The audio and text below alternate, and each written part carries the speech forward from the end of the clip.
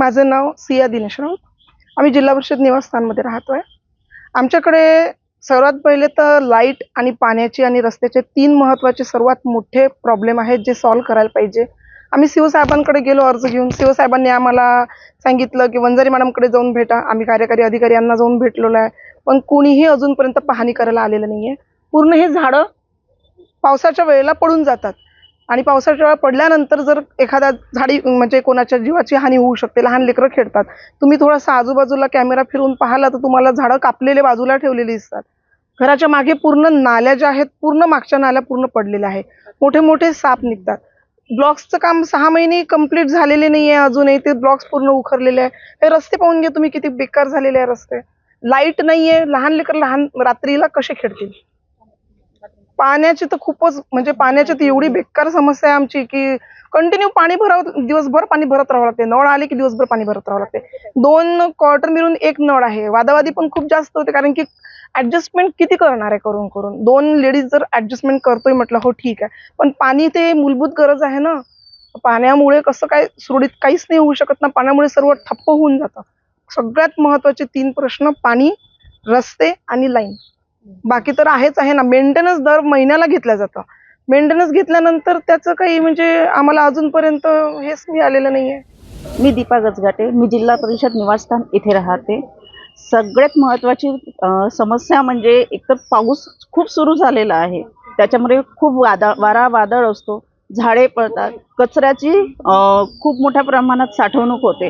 त्या कचऱ्यामुळे काय होत आहे, दररोजचे कुठे ना कुठे साप पडत आहे. साप निघाल्यामुळे कसं लहान मुलांना बाहेर काढणे खूप धोकादायक आहे. इन केस जर त्यांना कोणत्या प्रकारची इजा झाली, अंधारात कोणत्या लेकरांना एखादा साप चावून गेला किंवा विंचू चावून गेला, एखादी दुर्घटना झाली, याला जबाबदार कोण म्हणायचं? शासन म्हणायचं की आम्ही म्हणायचं? पावसाळ्यामुळे आमचे स्लॅब गळत आहे, स्लॅबची दुरुस्ती नाही आहे. वारंवार अर्ज देणे सुरू आहे, आमचे अधिकाऱ्यांना भेटणे सुरू आहे, तरी सुद्धा कोणत्याही अधिकाऱ्याने याच्यावर काहीही दखल घेतलेली नाही आहे.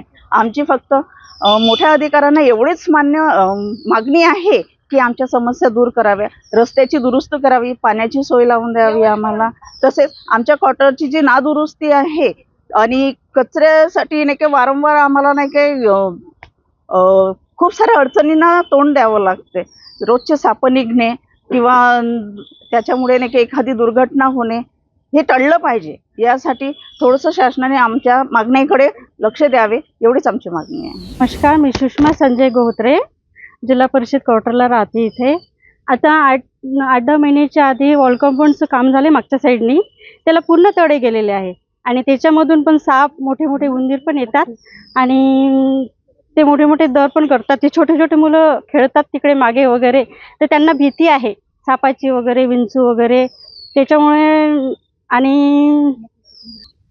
आणि पावसाळ्यामध्ये एवढा त्रास होतो की पाऊस येतो तेव्हा आमच्या घरामध्ये पाणी येतं, सर्वांच्याच घरामध्ये पाणी जातं आणि आम्हाला एवढा प्रॉब्लेम होतो की आम्ही आतापर्यंत 2-3दा ऑफिसला गेलेलो आहे. सरांची पण भेट घेतली, सीओ साहेबांची भेट घेतली, मॅडमची पण भेट घेतली, पण त्यांनी सांगितलं की आम्ही काम करू बा. पण आतापर्यंत ते त्यांनी काही हजेरी दिली नाही. इथे त्यांनी काही झाडं वगैरे कापायचे आहे. आता ते मागे झाडे पडले मोठे मोठे, इथे गाड्या वगैरे असतात आमच्या इथे ठेवलेल्या. आणि